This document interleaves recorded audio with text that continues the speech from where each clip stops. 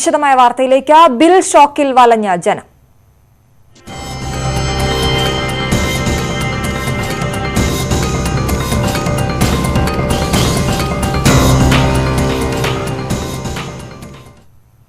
വൈദ്യുതി ബില്ലിലെ അവ്യക്തത നീക്കാൻ മിനി സോഫ്റ്റ്വെയർ അവതരിപ്പിച്ച KSEB ഉപഭോഗം മനസ്സിലാക്കിയ ശേഷം ബിൽ തുക എളുപ്പത്തിൽ കണ്ടുപിടിക്കാനാകുന്ന സോഫ്റ്റ്വെയറാണ് പുറത്തിറക്കിയത്. ന്യൂസ് 18 പ്രത്യേക ചർച്ചയിലാണ് സോഫ്റ്റ്വെയർ പ്രഖ്യാപനം KSEB ചെയർമാൻ NS പിള്ള നടത്തിയത്. ബില്ലടയ്ക്കാത്തതിന്റെ പേരിൽ ആരുടെയും വൈദ്യുതി വിച്ഛേദിക്കില്ലെന്നും അദ്ദേഹം വ്യക്തമാക്കി. ബിൽ തുക ഘട്ടം ഘട്ടമായി അടയ്ക്കാൻ സൌകര്യം നൽകും. യഥാർത്ഥ ബില്ലിനേക്കാൾ തുക ഈടാക്കിയിട്ടുണ്ടെങ്കിൽ അധികം അടച്ച തുക തിരികെ നൽകുമെന്നും അദ്ദേഹം ന്യൂസ് 18 ചർച്ചയിൽ പറഞ്ഞു. ബോർഡ് ഒരു നയപരമായ തീരുമാനമെടുത്തു. ഈ കോവിഡിന്റെ പ്രശ്നങ്ങൾ തീരുന്നതുവരെ സാധാരണഗതിയിൽ അവലംബിക്കുന്ന ഡിസ്കണക്ഷൻ എന്ന പ്രോസസ് കംപ്ലീറ്റ്ലി ഇപ്പോൾ സ്റ്റോപ്പ് ചെയ്തിരിക്കുകയാണ്. പണം അടച്ചില്ലെങ്കിൽ പോലും ഒരു ഉപഭോക്താവിനെയും കേരള സ്റ്റേറ്റ് ഇലക്ട്രിസിറ്റി ബോർഡ് പൈസ അടച്ചില്ല എന്ന കാരണത്താൽ ഡിസ്കണക്ട് ചെയ്യില്ല.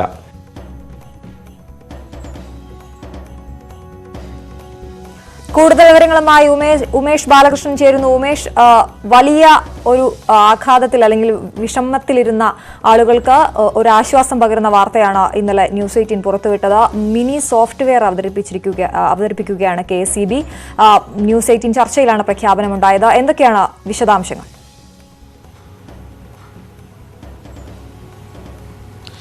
അശ്വതി, ഇത് രണ്ട് ഘട്ടമായി തന്നെ കരുതണം. അതായത് ഒന്ന്, ഇപ്പോൾ വന്നിരിക്കുന്ന എല്ലാ ബില്ലുകളിലും ഭൂരിഭാഗം ബില്ലുകളിലും അപാകതയുണ്ട് എന്ന് ഇത്തരത്തിൽ വലിയ രീതിയിലുള്ള പരാതികൾ ഉയരുന്ന സാഹചര്യത്തിൽ ആ ബില്ലുകൾ സ്വയം പരിശോധിക്കാനുള്ള ഒരു സാഹചര്യമാണ് ഇപ്പോൾ KSEB ഒരുക്കിയിരിക്കുന്നത്.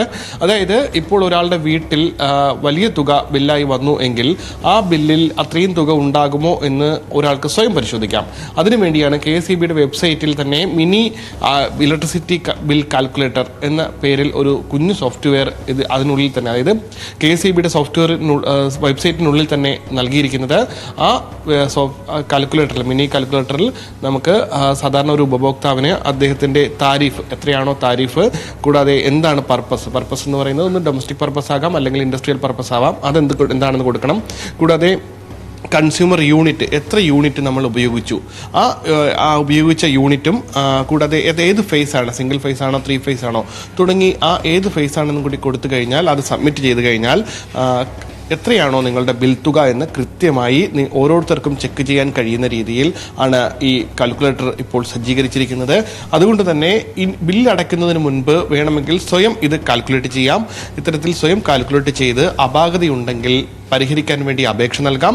അപേക്ഷ നൽകി ഒരുപക്ഷെ കാലതാമസം എടുത്താൽ പോലും ആ സമയങ്ങളിൽ ബില്ല് അടയ്ക്കാതിരുന്നെന്ന് പറഞ്ഞ് ഒരാളുടെയും വീട്ടിലെ ഫീസ് ഊരുന്ന ഒരു സാഹചര്യം ഉണ്ടാകില്ല എന്നും KSEB ചെയർമാൻ ന്യൂസ് 18നോട് വ്യക്തമാക്കിയിരിക്കുന്നു. ഇത്തരത്തിൽ വലിയൊരു ആശങ്കയ്ക്ക് ഇപ്പോൾ പരിഹാരമായിരിക്കുന്നു എന്ന് തന്നെ പറയാം. ആ സാഹചര്യത്തിൽ ഉയർന്നു വരാവുന്ന ഒരു സംശയം, ഈ മിനി സോഫ്റ്റ്വെയർ അവതരിപ്പിച്ചു എന്ന് പറയുമ്പോൾ ഇത് കഴിഞ്ഞ തവണത്തെ ബില്ലിലാണല്ലോ വലിയൊരു കൂടുതൽ തുക വന്നിരിക്കുന്നത്. അപ്പൊ അത് നമുക്ക് പരിശോധിക്കാൻ സാധിക്കുമോ, അതോ ഇനിയുള്ള ബില്ലുകളിലാണോ ഇത് സാധ്യമാവുക?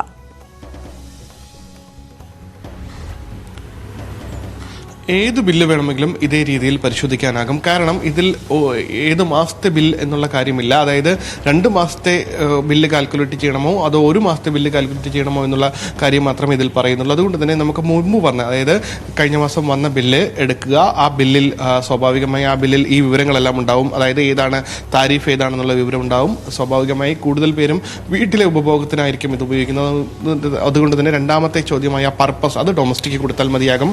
മൂന്നാമത്തെ ബില്ലിംഗ് സൈക്കിൾ, സാധാരണ വീട്ടിലെ ഉപഭോഗത്തിന് 2 മാസത്തെ ബില്ലാണ് നൽകുന്നത്. അതുകൊണ്ട് തന്നെ 2 ക്ലിക്ക് ചെയ്യുക. 2 മാസത്തെ 2 മന്ത് എന്നുള്ളത് ക്ലിക്ക് ചെയ്യുക. കൺസ്യൂമർ യൂണിറ്റ് കൃത്യമായി ആ ബില്ലിലുണ്ടാകും. എത്ര യൂണിറ്റാണ് ഉപയോഗിച്ചത് എന്നുള്ള കൃത്യമായി ആ യൂണിറ്റിലുണ്ടാകും. അത് എത്രയാണെന്ന് അതിൽ ടൈപ്പ് ചെയ്യുക. ടൈപ്പ് ചെയ്ത ശേഷം സിംഗിൾ ഫേസ് ആണോ 3 ഫേസ് ആണോ എന്ന് ഒരു ക്ലിക്ക് ചെയ്യാനുള്ള ഒരു ഓപ്ഷൻ കൂടിയുണ്ട്. അത് ക്ലിക്ക് ചെയ്യുക. ക്ലിക്ക് ചെയ്ത് കഴിയുമ്പോൾ സബ്മിറ്റ് കൊടുക്കുക. സബ്മിറ്റ് കൊടുക്കുമ്പോൾ അത് എത്രയാണോ ആ ബില്ല്, അത് കൃത്യമായി ആ മിനി കാൽക്കുലേറ്ററിൽ തന്നെ തെളിഞ്ഞു വരും. ഇനി ഒരു പക്ഷേ ഇതുവരെയുള്ള കാൽക്കുലേറ്ററിൽ ഇത്തരത്തിൽ എത്ര യൂണിറ്റ് ഉപയോഗിച്ചു എന്നുള്ളതിൽ എന്തെങ്കിലും സംശയമുണ്ട് എങ്കിൽ മുൻ ബില്ലെടുക്കുക, അതായത് തൊട്ട് മുന്നിലെ മാസത്തെ ബില്ലെടുക്കുക. ആ ബില്ലെടുത്ത ശേഷം ഇതുവരെയുള്ള ആകെ ഉപഭോഗം നോക്കുക.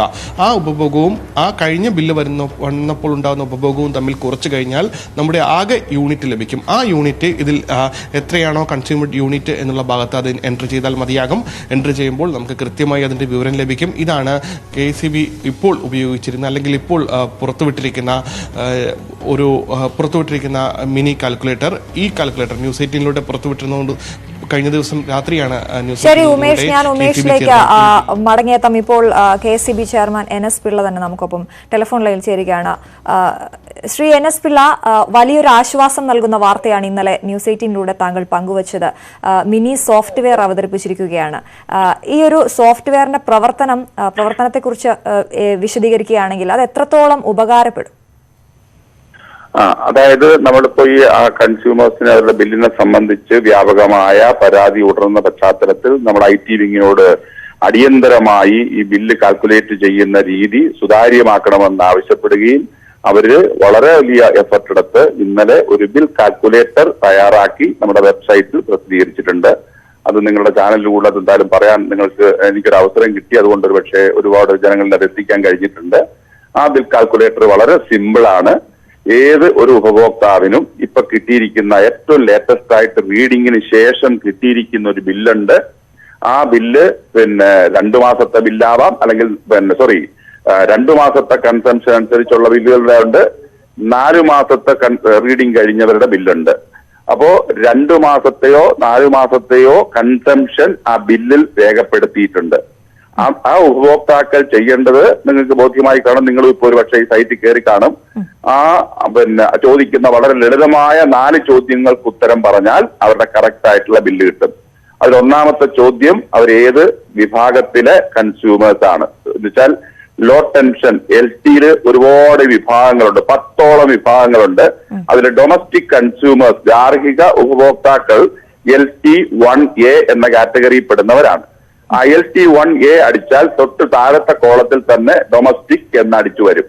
ആ ഡൊമസ്റ്റിക് എന്ന് അടിച്ചു കഴിഞ്ഞാൽ തൊട്ടടുത്ത ചോദ്യം, എന്റെ ഓർമ്മ ശരിയാണെങ്കിൽ, നിങ്ങൾ മാസം തോറും പണമടയ്ക്കുന്നവരാണോ 2 മാസം കൂടുമ്പോൾ പണമടയ്ക്കുന്നവരാണോ, മന്ത്ലി ബൈ മന്ത്ലി ഒന്ന് ക്ലിക്ക് ചെയ്താൽ മതി. അത് കഴിഞ്ഞ് തൊട്ട് താഴെ അവർ ചോദിക്കുന്നത് നിങ്ങൾ സിംഗിൾ ഫേസ് ആണോ 3 ഫേസ് ആണോ, അതും ഒരു ക്ലിക്ക് ചെയ്യാം, അവിടെ തന്നെ ഉണ്ട്. അത് കഴിഞ്ഞാൽ നിങ്ങളുടെ ബില്ല് പ്രകാരമുള്ള കൺസംഷൻ എടുക്കുക. അത് ഏറ്റവും ലേറ്റസ്റ്റ് തന്നിരിക്കുന്ന ബില്ലിൽ ഞാൻ പറഞ്ഞതുപോലെ 4 മാസത്തെ കൺസംഷനാ തന്നിരിക്കുന്നതിൽ അതിന്റെ പകുതി ആ കൺസംഷൻ 2ആയി തിരിച്ചിട്ട് ഒന്ന് ഫീഡ് ചെയ്ത് കൊടുക്കുക. ഓട്ടോമാറ്റിക് ആയിട്ട് അതിന്റെ റൈറ്റ് സൈഡിൽ ആ 2 മാസത്തെ ബിൽ തുക കൃത്യം കിട്ടും. അപ്പൊ 4 മാസത്തെ റീഡിംഗ് എടുത്തവർ ചെയ്യേണ്ടത് ആ 2 മാസത്തെ കിട്ടിയത് 2 തവണ കൂട്ടിയാൽ ടോട്ടൽ അവരുടെ ബില്ലായി. ആ ബില്ലിൽ നിന്ന് അവരടച്ച തുക അവർക്കറിയാം, കുറച്ചു നോക്കിയാൽ അവരുടെ കയ്യിൽ ഇപ്പൊ കിട്ടിയിരിക്കുന്ന ബിൽ തുകയുടെ ലാസ്റ്റ് ഫിഗറും ആ തുകയും കൂടി പൊരുത്തപ്പെടണം. പൊരുത്തപ്പെട്ടില്ല എങ്കിൽ അവർക്ക് ഓരോ സെക്ഷൻ ഓഫീസിലെയും AEക്ക് ഇത് തന്നെ കാണിച്ച് പരാതിപ്പെട്ടാൽ അവരുടെ പരാതി പരിഹരിച്ച് കിട്ടിയിരിക്കും. ഒരു കാര്യം കൂടി പറയാനുള്ളത് ഇത്രയേ ഉള്ളൂ. അവർക്ക് ഓരോ കൺസ്യൂമർക്കും ഒരു സാമ്പത്തിക വർഷം അവരുടെ പണം ഞങ്ങളുടെ കയ്യിലിരിക്കുന്ന സെക്യൂരിറ്റി ഡെപ്പോസിറ്റ് ഉണ്ട്. അതിന് 6.5% പലിശയ്ക്ക് അവർക്ക് അർഹതയുണ്ട്.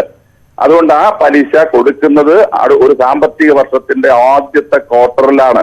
അതുപോലെ തന്നെ ഒരു സാമ്പത്തിക വർഷം തുടങ്ങുമ്പോൾ അവരുടെ മുൻകാലത്തെ 3 മാസത്തെ ഉപഭോഗം കണക്കിലാക്കി SD സെക്യൂരിറ്റി ഡെപ്പോസിറ്റ് വീണ്ടും കണക്ക് കൂട്ടും. ആ കണക്കൂട്ടിയതിനു ശേഷം നമ്മുടെ കയ്യിലിരിക്കുന്ന തുക അതിനേക്കാൾ കുറവാണെങ്കിൽ അവരുടെ കയ്യിൽ നിന്ന് അത് അഡീഷണൽ സെക്യൂരിറ്റി ഡെപ്പോസിറ്റായി ഒരു സാമ്പത്തിക വർഷത്തിന്റെ ആദ്യത്തെ ക്വാർട്ടറിൽ വാങ്ങിക്കും. എന്നാൽ ഈ പ്രാവശ്യം ബോർഡ് തീരുമാനിച്ചിട്ടുണ്ട് കൊറോണ ആയതിനാൽ ആ പണം വാങ്ങണ്ട എന്ന്. എന്നാൽ അവർക്ക് അങ്ങോട്ട് കൊടുക്കാനുള്ള പലിശ കൊടുക്കാനും തീരുമാനിച്ചിട്ടുണ്ട്. അത് ഇപ്പൊ കിട്ടിയ ബില്ലിൽ അഡ്വാൻസ് എന്നോ അല്ലെങ്കിൽ ഇൻട്രസ്റ്റ് ഓൺ സെക്യൂരിറ്റി ഡെപ്പോസിറ്റ് എന്നോ അടിച്ചു കിട്ടിയിട്ടുണ്ട് അവരുടെ കയ്യിലിരിക്കുന്ന ബില്ലുകളിൽ. അപ്പൊ ഞാൻ നേരത്തെ പറഞ്ഞതനുസരിച്ച് കണക്കുകൂട്ടി കിട്ടുന്ന ബില്ലിൽ നിന്ന് 2 മാസത്തെ അല്ലെങ്കിൽ 2 മാസത്തെ 2 ബില്ലിന്റെ ആകെ തുകയിൽ നിന്ന് അവരടച്ച തുക കുറച്ചിട്ട് ഈ അഡ്വാൻസ് എന്ന് പറയുന്ന തുക കൂടി അവർക്ക് ബില്ലിൽ നിന്ന് കുറയ്ക്കാൽ യഥാർത്ഥ തുക ലാസ്റ്റ് എത്തിയിരിക്കുന്നത് കിട്ടും. എന്നിട്ട് കിട്ടുന്നില്ല എങ്കിൽ അവർക്കൊരു ജെനുവിൻ കംപ്ലൈന്റ് തീർച്ചയായിട്ടും എഴുതി കൊടുക്കാം. അത് യുദ്ധകാലാടിസ്ഥാനത്തിൽ അവരുടെ പരാതിക്ക് പരിഹാരം കിട്ടും. ശ്രീ NS പിള്ള, അവിടെ വരുന്ന ഒരു ചെറിയ സംശയം, ഇത്രയും വ്യക്തമായാണ് താങ്കൾ പറഞ്ഞതെങ്കിലും വലിയ പരാതിയുടെ അടിസ്ഥാനത്തിലാണല്ലോ ഇപ്പോൾ ഈ ഒരു സോഫ്റ്റ്വെയർ അവതരിപ്പിച്ചിരിക്കുന്നത്. ഈ കൂട്ടിക്കിട്ടുന്ന തുകയല്ല നമ്മൾ അടച്ചിരിക്കുന്നത്, അതിലും കൂടുതൽ നമ്മൾ അടച്ചുവെങ്കിൽ പണം തിരികെ നൽകുമെന്ന് താങ്കൾ ഇപ്പോൾ പറഞ്ഞു. അതിനുള്ള പരാതി അത് ഏത് വിധത്തിലാണ്? അതും ഓൺലൈനാണോ? അത് ഓൺലൈനിൽ അപേക്ഷ കൊടുക്കാനുള്ള സംവിധാനം ഞങ്ങൾ നോക്കാം. ഉടനെ തന്നെ ഓൺലൈൻ പരാതിക്ക് ഇപ്പൊ തന്നെ ഇതുണ്ട്, നമുക്ക് സംവിധാനമുണ്ട്. അവരൊക്കെ ഓരോ എന്നുവെച്ചാൽ കേരളത്തിലെ ഇലക്ട്രിസിറ്റി ബോർഡ് നമ്മൾ ഈ പറയുന്നതോളം വളരെ ലളിതമായ ഒരു സ്ഥാപനമല്ല. 780 ഫീൽഡ് സെക്ഷൻ ഓഫീസുകളുണ്ട്. 25,000 35,000 കൺസ്യൂമേഴ്സ് ഓരോ സെക്ഷൻ ഓഫീസിന്റെയും കീഴിലുണ്ട്. അവരുടെ സർവർ റെക്കോർഡ്സും ബില്ലും ബേസിക് എഗ്രിമെന്റും എല്ലാം അവിടെയാണ് ഇരിക്കുന്നത്. അതുകൊണ്ട് അവര് ഈ ഒരു ഇത് വന്നതുകൊണ്ട് ഒരു പരാതി എഴുതി കൊടുക്കേണ്ടത് യഥാർത്ഥത്തിൽ അതാത് സെക്ഷൻ ഓഫീസിലെ AEക്കാണ്. ഒരു പക്ഷേ അവരുടെ ഫോൺ വിളിക്കുമ്പോൾ, ഞങ്ങൾ ഫോൺ വിളിക്കാൻ പറയാത്തത് എന്താണെന്ന് ചോദിച്ചാൽ, അനേകം ആളുകൾ ഫോൺ വിളിക്കുമ്പോൾ ഞങ്ങൾക്ക് കിട്ടുന്ന പരാതി സാർ ഫോൺ വിളിച്ചാൽ AE എടുക്കുന്നില്ല എന്നാണ്. വസ്തുത എന്താ? ഒരേ സമയത്ത് ഈ കറണ്ടില്ലാത്ത പരാതികളും ബിൽസ് റിലേറ്റഡ് പരാതികളും കൂടെ ചെല്ലുമ്പോൾ ആ ഫോൺ വിളിക്കാനായി മാത്രം, ഫോൺ എടുക്കാനായി മാത്രം ഒരാളിനെ ഓരോ സെക്ഷൻ ഓഫീസിലും ചുമതലപ്പെടുത്തിയിട്ടുണ്ടെങ്കിൽ കൂടി പലർക്കും ഫോൺ ലഭ്യമാവാത്ത അവസ്ഥ വരുമ്പോൾ പരാതി പ്രളയം ഉണ്ടാവുന്നു. ഞങ്ങൾ ഫോൺ വിളിച്ചാൽ സെക്ഷൻ ഓഫീസ് എടുക്കില്ല. അതുകൊണ്ട് ഒരു പരാതി അവിടെ കൊടുക്കാമെങ്കിൽ ഏറ്റവും ഉചിതമാണ്. തീർച്ചയായിട്ടും ആ പരാതി അവിടെ തന്നെ പരിഹരിച്ചു കിട്ടും. അവർക്കല്ലെങ്കിൽ 1912 എന്ന കൺസ്യൂമർ കെയർ സെന്റർ ഉണ്ട്. അത് തിരുവനന്തപുരത്ത് വൈദ്യുതിഭവനിൽ 35ഓളം ആളുകൾ ലാൻഡ് ലൈൻ ഫോണിൽ പരാതികൾ സ്വീകരിക്കാൻ ലഭ്യമാണ്. അവിടെ ഒരു പരാതി കൊടുത്താൽ അവർ സ്വാഭാവികമായിട്ട് കംപ്ലൈന്റ് രജിസ്റ്റർ ചെയ്ത് അവർക്ക് അടുത്ത മാസത്തെ ബില്ലിൽ ആ തുക അഡ്ജസ്റ്റ് ചെയ്ത് കൊടുക്കും.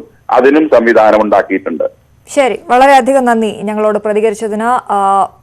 KSEB ചെയർമാൻ NS പിള്ളയാണ് ഇപ്പോൾ ടെലിഫോണിൽ ചേർന്നത്. വൈദ്യുതി ബില്ലിലെ അവ്യക്തത നീക്കാനായി മിനി സോഫ്റ്റ്വെയർ അവതരിപ്പിച്ചിരിക്കുകയാണ് KSEB. ന്യൂസ് 18 ചർച്ചയിലായിരുന്നു അദ്ദേഹത്തിന്റെ പ്രഖ്യാപനം. മറ്റു പ്രധാനപ്പെട്ട വാർത്തയിലേക്ക്. തുടർച്ചയായ 12ാം ദിവസവും രാജ്യത്ത് ഇന്ധനവില കൂട്ടി. പെട്രോൾ ലിറ്ററിന് 53 പൈസയും ഡീസലിന് 60 പൈസയുമാണ് കമ്പനികൾ വർദ്ധിപ്പിച്ചത്. 12 ദിവസം കൊണ്ട് പെട്രോളിന് 6 രൂപ 53 പൈസയും ഡീസലിന് 6 രൂപ 68 പൈസയും കൂട്ടി. കൊച്ചിയിൽ പെട്രോളിന് 77 രൂപ 95 പൈസയും ഡീസലിന് 73 രൂപ 28 പൈസയുമാണ് ഇന്നത്തെ വില. വീണ്ടും വാർത്തയിലേക്ക്. മലയാള സിനിമയിൽ മുളയിലെ നുള്ളുന്നവരുണ്ടെന്ന നടൻ നീരജ് മാധവിന്റെ പരാമർശത്തിൽ വിശദീകരണം തേടി ഫെഫ്ക. അഭിനേതാക്കളുടെ സംഘടനയായ അമ്മയോടാണ് വിശദീകരണം തേടിയത്. മലയാള സിനിമയിലെ ഈ സംഘം ആരെന്ന് വിശദീകരിക്കണമെന്നും അങ്ങനെയുള്ളവരെ ഒഴിവാക്കാൻ ഒപ്പം നിൽക്കുമെന്നും ഫെഫ്ക വിശദീകരിക്കുന്നു. വിനീത വിജിയാണ് ചേരുന്നത് കൂടുതൽ വിവരങ്ങളുമായി. വിനീത, എന്തൊക്കെയാണ് വിശദാംശങ്ങൾ? ഇത് സംബന്ധിച്ച് ഫെഫ്ക താരസംഘടനയായ അമ്മയോടാണ് വിശദീകരണം ചോദിച്ചിട്ടുള്ളത്. ബോളിവുഡ് താരമായ സുശാന്ത് സിംഗ് ആത്മഹത്യ ചെയ്തതിന് പിന്നാലെയാണ് ഇത്തരത്തിൽ വിവാദമായ ഒരു ഫേസ്ബുക്ക് പോസ്റ്റുമായി നടൻ നീരജ് മാധവ് രംഗത്തെത്തിയിട്ടുണ്ടായിരുന്നത്.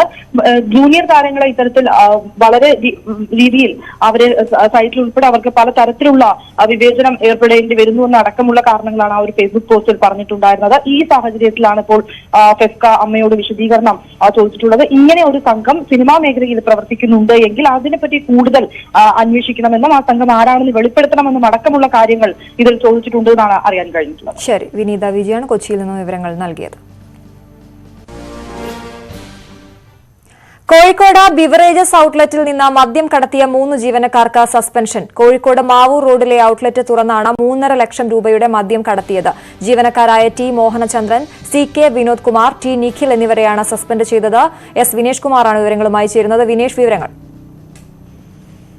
അശ്വതി, ഈ ലോക്ക്ഡൌൺ സമയത്ത് ബിവറേജ് അടഞ്ഞുകിടന്ന സമയത്താണ് 3,64,000 രൂപയുടെ മദ്യം ഇവിടെ നിന്ന് കടത്തിയിട്ടുള്ളത്. ഇതുമായി ബന്ധപ്പെട്ടാണ് ഇപ്പോൾ 3 ജീവനക്കാരെ സസ്പെൻഡ് ചെയ്തത്. അതായത് ഇവിടെ ഈ അരയടത്ത് പാലത്തിൽ ഉള്ള ഔട്ട്ലെറ്റിൽ നിന്നാണ് മദ്യം കടത്തിയിട്ടുള്ളത്. ഈ അരയടത്ത് പാലത്തുള്ള ഔട്ട്ലെറ്റ് തണ്ണീർ പന്തലിലേക്ക് മാറ്റിയിരുന്നു. ഈ ഒരു സമയത്താണ് ഈ ജീവനക്കാർ ഇവിടെ നിന്ന് മദ്യം കടത്തിയിരിക്കുന്നത്. ഇതുമായി ബന്ധപ്പെട്ട് കൃത്യമായ പരാതി ഒരു വിഭാഗം ജീവനക്കാർ ഈ 3 പേർക്കെതിരെ പരാതി നൽകിയിരുന്നു. ഈ പരാതിയുടെ അടിസ്ഥാനത്തിലാണ് ഇവിടുത്തെ റീജിയണൽ അതായത് ബെവ്കോയുടെ റീജിയണൽ മാനേജർ നടത്തിയ പ്രാഥമിക അന്വേഷണത്തിൽ തന്നെ ഇവർ 3 പേരും മദ്യം കടത്തി എന്ന് കണ്ടെത്തിയിരുന്നു. ഇതിന്റെ അടിസ്ഥാനത്തിലാണ് നടപടി.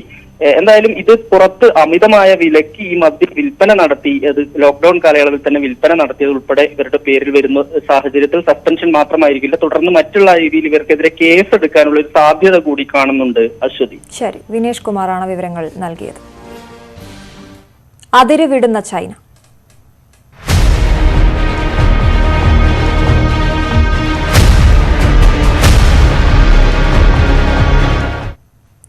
അതിർത്തി തർക്കത്തിൽ ഇന്ത്യ ചൈന സൈനികതല ചർച്ച തീരുമാനമാകാതെ പിരിഞ്ഞു. സൈനിക പിന്മാറ്റം ഉടൻ ഉണ്ടാകില്ലെന്നാണ് സൂചന. സ്ഥിതിഗതികൾ പ്രധാനമന്ത്രിയും പ്രതിരോധ മന്ത്രി രാജ്നാഥ് സിംഗും വിലയിരുത്തി. കൂടുതൽ വിവരങ്ങളുമായി ER രാഗേഷ് ചേരുന്നു. രാഗേഷ്, ഇനിയുള്ള ചർച്ചകൾ അതേത് രീതിയിലായിരിക്കും? അശ്വതി, ഇനിയും ചർച്ചകൾ നടക്കേണ്ടതുണ്ട്. കാരണം ഇന്നലെ സൈനിക തലത്തിലുള്ള ചർച്ചകൾ നടന്നിരുന്നെങ്കിൽ പോലും അതൊരു തീരുമാനമാകാതെ പിരിയുകയായിരുന്നു. അതുകൊണ്ട് തന്നെ വീണ്ടും തുടർ ചർച്ചകൾ നടക്കണം. പക്ഷെ ചൈന ഇപ്പോഴും നിലപാട് ആവർത്തിക്കുന്നത് ഗൽവാൻ അതിർത്തി, അവിടെ ഇന്ത്യയാണ് പ്രകോപനം ഉണ്ടാക്കിയെന്ന വാദം ചൈന ഉന്നയിക്കുകയാണ്. ഇതാദ്യമായി ഗൽവാനിൽ ചൈന അത് അവരുടെ പ്രദേശമാണെന്ന വാദം ഉന്നയിക്കുന്നു എന്ന പ്രത്യേകത കൂടിയുണ്ട്. ഏതായാലും വിദേശകാര്യ മന്ത്രാലയം ഇതിന് മറുപടിയുമായി രംഗത്ത് വരികയും ചെയ്തിട്ടുണ്ട്. കാരണം ചൈനയുടെ വാദം അതിശയോക്തിയും ഉള്ളതും ഒപ്പം തന്നെ അംഗീകരിക്കാൻ കഴിയാത്തതുമാണ് എന്നാണ് വിദേശകാര്യ മന്ത്രാലയം ഇന്നലെ രാത്രി ഏറെ വൈകി ഇറക്കിയ വാർത്താക്കുറിപ്പിൽ വ്യക്തമാക്കുന്നത്. മാത്രവുമല്ല, ഗൽവാൻ വാലിയുടെ പരമാധികാരം ചൈനയുടേതാണ് എന്ന കാര്യം ഒരു തരത്തിലും അംഗീകരിക്കാൻ കഴിയില്ല എന്നുകൂടി വ്യക്തമാക്കുന്നു. മാത്രവുമല്ല, 6-ാം തീയതി എത്തിച്ചേർന്ന ധാരണ ആത്മാർത്ഥമായി നടപ്പാക്കണമെന്ന് ഇരുപക്ഷവും സമ്മതിച്ചിട്ടുണ്ട്. ഇന്നലെ ആ ചർച്ചയിൽ അക്കാര്യങ്ങൾ ചൈനീസ് വിദേശകാര്യമന്ത്രിയുമായി സംസാരിച്ചിരുന്നു. അക്കാര്യത്തിലൊരു ധാരണ ഉണ്ടായിട്ടുണ്ട് എന്നാണ് വിദേശകാര്യ മന്ത്രാലയം പറയുന്നത്. ഏതായാലും ചൈന അവരുടെ നിലപാട് ആവർത്തിക്കുന്ന സാഹചര്യത്തിൽ തുടർ ചർച്ചകൾ ഉണ്ടാകും. സൈനിക തലത്തിൽ മാത്രമല്ല, നയതന്ത്ര തലത്തിലും ചർച്ചകൾ ഇനിയും തുടരും. അശ്വതി, ER രാഗേഷാണ് വിവരങ്ങൾ നൽകിയത്. UN രക്ഷാസമിതിയിലേക്ക് എതിരില്ലാതെ തെരഞ്ഞെടുക്കപ്പെട്ട ഇന്ത്യ 193 അംഗ ജനറൽ അസംബ്ലിയിൽ 184 വോട്ടുകൾ ഇന്ത്യക്ക് ലഭിച്ചു. 2021-22 വർഷത്തേക്കാണ് അംഗത്വം. 8ാം തവണയാണ് ഇന്ത്യക്ക് രക്ഷാസമിതിയിൽ അംഗത്വം ലഭിക്കുന്നത്. ഇന്ത്യയെ കൂടാതെ അയർലൻഡ്, മെക്സിക്കോ, നോർവേ എന്നീ രാജ്യങ്ങളും സമിതിയിൽ അംഗത്വം നേടി. Our election to the Security Council is a testament to Prime Minister Modi's vision and his inspiring global leadership. India will become a member of the Security Council at a critical juncture, and we are confident that in the COVID and the post-COVID world, India will continue to provide leadership and a new orientation for a reformed multilateral system. ലോകത്ത് Covid രോഗികളുടെ എണ്ണം 84 ലക്ഷത്തിലേക്ക്. മരണസംഖ്യ 4.5 ലക്ഷം കടന്നു. തുടർച്ചയായ 2ാം ദിവസവും 1,40,000-ഓളം പേർക്ക് പുതുതായി virus ബാധ കണ്ടെത്തി. അമേരിക്കയിൽ രോഗബാധിതർ 22.25 ലക്ഷവും ബ്രസീലിൽ 9.5 ലക്ഷവും കടന്നു. അമേരിക്കയിലെ വൈറസ് വ്യാപന കേന്ദ്രമായി മാറിയ ന്യൂയോർക്കിൽ മരണനിരക്ക് ക്രമാതീതമായി താഴുന്നത് ആശ്വാസം നൽകുന്നു.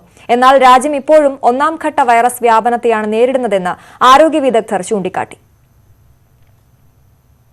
രാജ്യത്ത് കോവിഡ് ബാധിതരുടെ എണ്ണം 3.5 ലക്ഷവും മരണം 11,000-വും കടന്നു. ഡൽഹിയിൽ മരണം 2,000-ത്തോട് അടുക്കുന്നു. ഒറ്റ ദിവസം 67 പേർ കൂടി മരിച്ചു. ആകെ മരണം 1,904 ഡൽഹി ഉപമുഖ്യമന്ത്രിക്കും ആരോഗ്യമന്ത്രിക്കും കോവിഡ് സ്ഥിരീകരിച്ചു.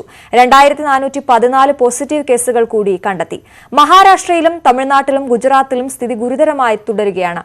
മഹാരാഷ്ട്രയിൽ മരണം 5,537-ലെത്തി. ഗുജറാത്തിൽ 27 പേർ കൂടി മരിച്ചു. മരണസംഖ്യ 1,561. 3 വർഷം തികയ്ക്കുന്ന മണിപ്പൂരിലെ BJP സർക്കാരിനെ ന്യൂനപക്ഷമാക്കി 3 MLA-മാർ രാജിവെച്ചു. 4 MLA-മാരുള്ള NPP-യും ഒരു തൃണമൂൽ MLA-യും സ്വതന്ത്രനും പിന്തുണ പിൻവലിച്ചതോടെയാണ് സർക്കാരിന്റെ നില പരുങ്ങലിലായത്. രാജിവെച്ച 3 BJP MLA-മാർ കോൺഗ്രസിൽ ചേർന്നു. സർക്കാർ രൂപീകരണത്തിന് അവകാശവാദം ഉന്നയിച്ച മുൻ മുഖ്യമന്ത്രിയും പ്രതിപക്ഷ നേതാവുമായ ഒക്രം ഒബേബി സിംഗിന്റെ നേതൃത്വത്തിൽ കോൺഗ്രസ് ഇന്ന് ഗവർണറെ കാണും. നേരത്തെ കോൺഗ്രസിൽ നിന്ന് BJP-യിൽ ചേർന്ന 7 MLA-മാരെ നിയമസഭയിൽ പ്രവേശിക്കുന്നതിൽ നിന്ന് മണിപ്പൂർ ഹൈക്കോടതി വിലക്കിയിരുന്നു. നാളെ രാജ്യസഭാ തെരഞ്ഞെടുപ്പ് നടക്കാനിരിക്കെയാണ് സംസ്ഥാനത്തെ നിർണായക രാഷ്ട്രീയ നീക്കം. വാടക വീട്ടിൽ നിന്നും ഇറക്കിവിട്ട ട്രാൻസ് വുമൺ റീന റവന്യൂ ഭൂമിയിൽ കുടിൽ കെട്ടി. റവന്യൂ അധികൃതരെത്തി ഷെഡ് പൊളിച്ചു നീക്കി. മൂന്നാർ സ്വദേശി റീനയാണ് അന്തിയുറങ്ങാൻ ഇടമില്ലാത്തതിനാൽ കയ്യേറ്റക്കാരിയായത്. പിന്നീട് പോലീസ് ഇടപെട്ട് റീനയെ വാടക വീട്ടിൽ തിരികെയാക്കി. കഴിഞ്ഞ ദിവസമാണ് വാടക വീട്ടിൽ നിന്നും ഇറങ്ങേണ്ടി വന്ന റീന റവന്യൂ ഭൂമിയിൽ പ്ലാസ്റ്റിക് ഷെഡ് കെട്ടിയത്. തുടർന്ന് പഞ്ചായത്ത് അധികൃതരും റവന്യൂ ഉദ്യോഗസ്ഥരും സ്ഥലത്തെത്തി ഒഴിയാൻ ആവശ്യപ്പെട്ടു. എന്നാൽ പോകാൻ മറ്റു സ്ഥലമില്ലെന്നും അന്തിയുറങ്ങാൻ ഇടമില്ലാത്തതിനാലാണ് ഷെഡ് കെട്ടിയതെന്നും റീന വ്യക്തമാക്കി. കൊടുത്തിട്ടെന്ന് പറഞ്ഞാൽ അവർ ഒരു ദിവസം കൊണ്ട് തരാവുന്ന സംഭവമല്ലോ. സർക്കാരിന്റെ സംവിധാനമാണ്.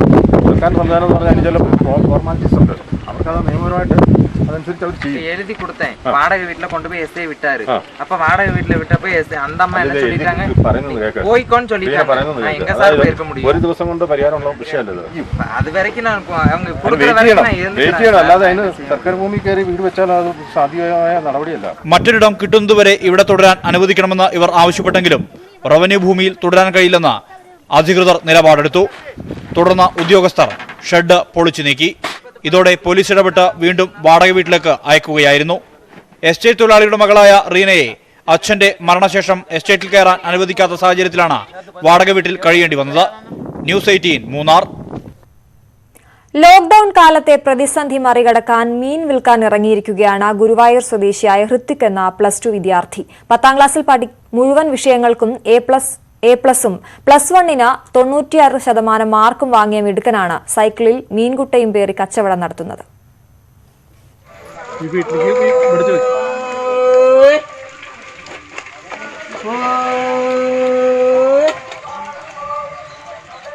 Pavaratti saint Joseph higher secondary സ്കൂളിലെ +2 വിദ്യാർത്ഥിയായ ഹൃത്തിക്കാണ് രാവിലെ സ്കൂളിലേക്ക് പോയിരുന്ന സൈക്കിളിൽ മീൻ കച്ചവടം നടത്തുന്നത്.